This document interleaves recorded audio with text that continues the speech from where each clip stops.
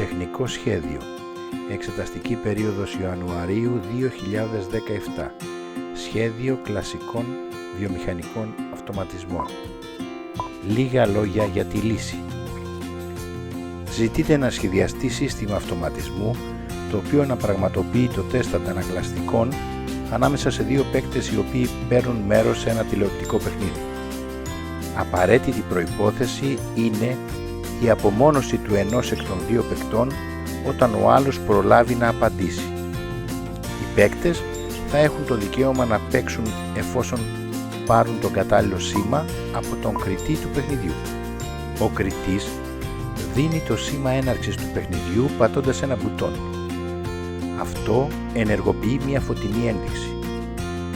Μόλις οι παίκτες δουν τη φωτεινή αυτή ένδειξη, μπορούν να παίξουν.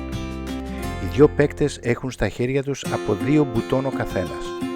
Ένα για την απάντηση ναι και ένα για την απάντηση όχι. Όταν πατήσει κάποιος από τους παίκτες ένα μπουτόν, απομονώνονται κατευθείαν όλα τα υπόλοιπα, ώστε να μην μπορεί να δοθεί καμία άλλη απάντηση, ενώ ανάβει συγχρόνως μια φωτεινή ένδειξη ανάλογα με την απάντηση που δόθηκε. Αν ο κριτής στην αρχή δεν πιέσει το δικό του μπουτόν, το κύκλωμα είναι απομονωμένο και δεν μπορεί κανένας παίκτης να παίξει.